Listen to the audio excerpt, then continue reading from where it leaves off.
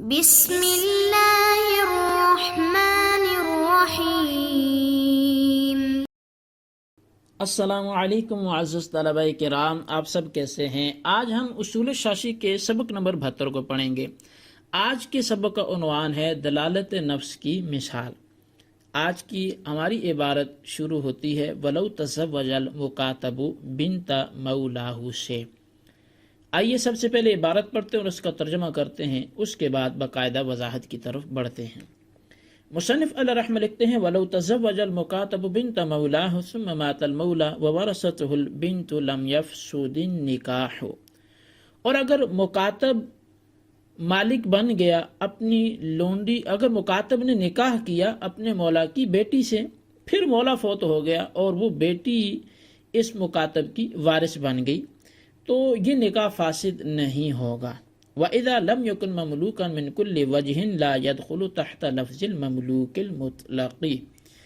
اور جب یہ مکاتب تمام وجوہ سے مملوک ہی نہیں ہے تو یہ لفظ مملوک جو مطلق ہے اس کے تحت داخل بھی نہیں ہوگا۔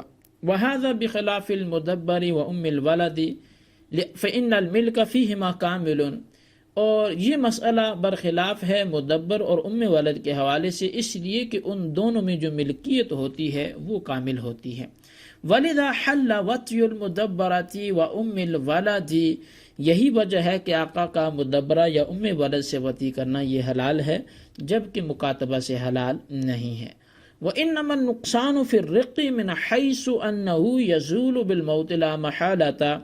اور بہرحال جو رقیت میں نقصان ہے وہ اس طور پر ہے کہ ان کی رقیت آقا کی موت کے ساتھ لا محالہ یعنی یقینی طور پر زائل ہو جائے گی۔ وَعَلَى هَذَا قُلْنَا إِذَا أُوْتِقَ الْمُكَاتَبُ عَنْ كَفَارَةِ يَمِينِهِ أَوْ زِهَارِهِ جَازَ۔ اور اسی بنیاد پر ہم نے کہا جب مکاتب کو آقا اپنے کفارہ یمین و زہار کی طرف سے آزاد کر دے، یا مکاتب آزاد کر دیا گیا آقا کے کفارہ یمین اور آقا کے کفارہ زہار کی جانب سے، تو یہ جائز ہے۔ وَلَا يَجُوزُ فِيهِمَا إِعْتَاقُ الْمُدَبَّرِ وَأُمِّ الْوَلَدِ۔ اور اس معاملے میں یعنی ان دونوں کفاروں میں ام ولد اور مدبر کو آزاد کرنا یہ جائز نہیں ہوگا۔ لأن الواجب هو التحریر وهو اثبات الحریت بازالۃ الرق۔ اس لیے کہ جو واجب ہے وہ آزاد کرنا ہے، اور آزاد کرنے کا مطلب ہے حریت کو ثابت کرنا رقیت کو زائل کرنے کے ساتھ۔ فإذا كان الرق في المكاتب كاملا كان تحريره تحريرا من جميع الوجوه۔ پس جب رقیت مکاتب میں وہ کامل طور پر موجود ہے تو اب اس کا آزاد کرنا یہ تمام وجوہ سے آزاد کرنا ہوگا۔ وفي المدبر وأم الولد لما كان الرق ناقصا لا يكون تحرير تحريرا من كل الوجوه۔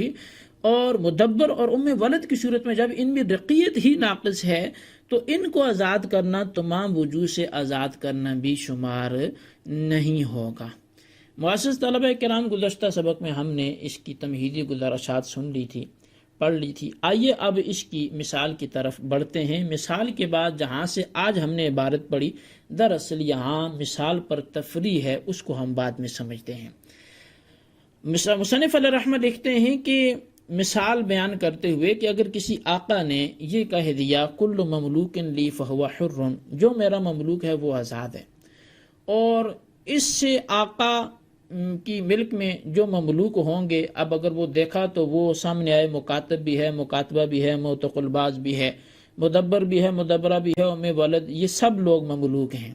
لہذا آقا کے اس کلام کل مملوک لی فہو حر سے اب کون لوگ آزاد ہوں گے؟ تو کہتے ہیں وہ غلام اور لونڈی آزاد ہوں گے کہ جن پر آقا کو من کل الوجوہ ملکیت حاصل ہے، یعنی وہ مکمل ملکیت حاصل ہے، کامل ملکیت حاصل ہے۔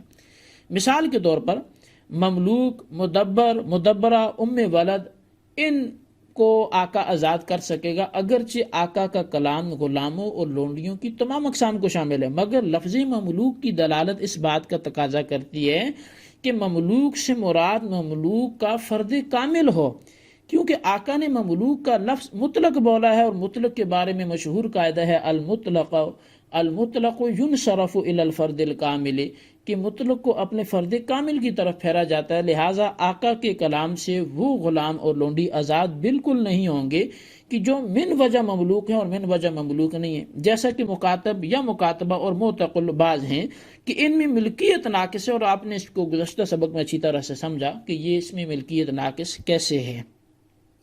تو اب ان میں ملکیت ناقص ہے جو من کل الوجوہ مملوک ہی نہیں ہے، اسی وجہ سے آقا کو ان میں تصرف کا حق بھی حاصل نہیں ہے۔ یہ بحث اس صورت میں ہے کہ جب آقا نے کلام کرتے وقت ان کی آزادی کی نیت نہ کی ہو۔ اگر ان کی بھی نیت کی ہو تو یہ بھی آزاد ہو جائیں گے۔ نیت کی ضرورت اس لیے پڑی کہ مکاتب، مکاتبہ اور معتقل بعض میں حقیقت کا متروک ہونا مجاز کے درجے میں ہے، اور مجاز مراد لینے کے لیے نیت یا دلالت حال کو ہونا ضروری ہے۔ اب اس مسئلہ پر، اس مثال پر ایک تفریح مصنف علیہ رحمہ ولو تزوج جیسے دیتے ہیں جہاں سے آج ہم نے عبارت پڑھی۔ آپ بتاتے ہیں کہ ملکیت ناقص ہو، اس پر آپ بطور تفریح ایک مسئلہ پیش کرتے ہیں۔ مسئلہ یہ ہے کہ اگر آقا کی بیٹی نے مکاتب غلام سے نکاح کر لیا، پھر آقا مر گیا، تو بیٹی اپنے والد کی میراث کی مستحق ہوگی، اور والد کی وراثت میں مکاتب غلام بھی شامل ہے، لہٰذا بیٹی اپنے ہی شوہر یعنی جو مکاتب تھا اس کی مالکہ بن گئی۔ اور اصول یہ ہے کہ جب زوجین میں سے کوئی ایک دوسرے کا مالک بن جائے تو نکاح فاسد ہو جاتا ہے، جبکہ یہاں نکاح فاسد نہیں ہو رہا، لہٰذا معلوم ہوتا ہے کہ مکاتب جو ہے، مکاتب میں آقا کی ملکیت ناقص تھی، اسی وجہ سے تو نکاح فاسد نہیں۔ اگر اس پر کامل ملکیت حاصل ہوتی تو بیٹی بھی اس کی مالکہ بنتی، اور چونکہ بیٹی زوجہ بن چکی تھی اب وہ آزاد ہو جاتا۔ باقی یہ اعتراض اگر کوئی کرے کہ احناف کے نزدیک تو مکاتب میں وراثت جاری نہیں ہوتی، پھر آقا کی بیٹی مکاتب کی بھلا وارث کیسے بن سکتی ہے؟ اب مصنف نے وراثت البنت تو کہہ تو دیا، لیکن یہ احناف کے مذہب کے تو خلاف ہے۔ اس کا جواب یہ ہوگا کہ آقا کی بیٹی کا مکاتب کا وارث بننا اس بات کے لحاظ سے ہے کہ بیٹی بدل کتابت کی وارث ہوگی، کیونکہ عقد کتابت آقا کے مرنے سے ختم تو نہیں ہوا نا، وہ تو باقی ہے۔ اگر غلام بدل کتابت ادا کرنے سے عاجز آ جائے تو وہ مملوک بن جائے گا حقیقی طور پر۔ اس صورت میں آقا کے مرنے کے بعد بیٹی کا نکاح وارث بنتی ہی فاسد ہو جائے گا، لیکن جب تک یہ طے ہے کہ وہ بدل کتابت لا کے دے گا تو تب تک تو وہ اس بدلی کتابت کو کس کے حوالے کرے گا؟ آقا تو فوت ہو گیا، تو لہٰذا اس کی بیٹی کے حوالے کرے گا، تو وہ اس لحاظ سے اس کی وارث ہیں۔ اور مصنف علیہ رحمہ نے وَهَذَا بخلاف المدبر سے مکاتب اور معتقل بعض کا مدبر اور مدبرہ اور ام ولد کے درمیان فرق بیان کرنے کے لیے اس عبارت کو آپ لے کے آئے، اور فرق بیان کرتے ہوئے آپ نے فرمایا کہ مکاتب و مکاتبہ اور معتقل بعض غلام و لونڈی یہ آزاد نہیں ہوں گے کیونکہ ان میں ملکیت ناقص ہے، جبکہ مدبر، مدبرہ اور ام ولد غلام و لونڈی یہ والے آزاد ہو جائیں گے کیونکہ ان میں ملکیت من کل الوجوہ کامل ہے۔ اسی وجہ سے آقا کا ان سے خدمت لینا اور مدبرہ اور ام ولد سے وطی کرنا بھی حلال ہے، لہٰذا جب مدبرہ اور ام ولد میں ملکیت کامل ہے تو آقا کے قول کل مملوک لی فہو حر کہنے کی صورت میں یہ آزاد بھی ہو جائیں گے۔ اب یہاں ایک شبہ ہو سکتا تھا کہ یہ شبہ اس طرح سے ہوتا تھا کہ جب مدبر اور مدبرہ اور ام ولد میں ملکیت کامل ہے تو کفارہ میں ان کو آزاد کرنا درست ہونا چاہیے، حالانکہ ان کو آزاد کرنے سے کفارہ ادا نہیں ہوگا، تو پھر ایسا کس لیے ہے؟ تو اس کے جواب میں یہ عرض ہے کہ ان میں آقا کی ملکیت اگرچہ کامل ہے مگر غلامی ناقص ہے، ملکیت ناقص ہے۔ اس وجہ سے ہے ملکیت ناقص کہ جب آقا نے غلام کو اپنے مرنے کے ساتھ آزادی کی نبی سنا دی ہے تو وہ مدبر بن گیا، اسی طرح لونڈی سے وطی کرنے کے نتیجے میں ام ولد کر دیا، تو یہ دونوں یقیناً آقا کے مرنے کے بعد آزاد ہو جائیں گے، کیونکہ تدبر و استیلاد میں فسخ جائز نہیں ہے، لہٰذا رقیت کے ناقص ہونے کی وجہ سے کفارہ میں یہ لوگ آزاد نہیں ہوں گے۔ اور اسی چیز کو مصنف آئندہ عبارت سے اس کے بعد والی سے بیان کرتے ہیں جس کا ہم نے ترجمہ سنا، وہ آپ وعلا حاذا قلنا سے کچھ اس طرح سے وضاحت کرتے ہیں کہ مدبر اور ام ولد کے درمیان فرق یہ ہے، اور فرق کو واضح کرنے کے ساتھ ساتھ ہی آپ نے یہ بھی اشارہ کر دیا کہ گزشتہ عبارت میں ان کے درمیان بیان کردہ جو فرق تھا وہ یہ تھا کہ مکاتب میں ملکیت ناقص ہے مگر رقیت کامل ہے، ملکیت ناقص ہے مگر رقیت کامل ہے، غلامی کامل ہے، جبکہ مدبر ام ولد میں ملکیت کامل ہے مگر رقیت ناقص ہے، یعنی غلامی ناقص ہے۔ اسی بیان کردہ فرق کی وجہ سے ہم کہتے ہیں کہ اگر کسی قسم کھانے والے نے اپنی قسم کے کفارے میں اور اپنی بیوی سے زہار کرنے والے نے زہار کے کفارے میں مکاتب غلام کو آزاد کر دیا تو جائز ہے، مگر مدبر یا ام ولد کو آزاد کیا تو جائز نہیں ہے۔ اس کی وجہ یہ ہے کہ کفارہ کے سلسلے میں ارشاد ربانی ہے فتحریر رقبہ، کہ کفارہ میں تحریر واجب ہے، اور تحریر رقیت کو زائل کر کے حریت کو ثابت کرنے کا نام ہے۔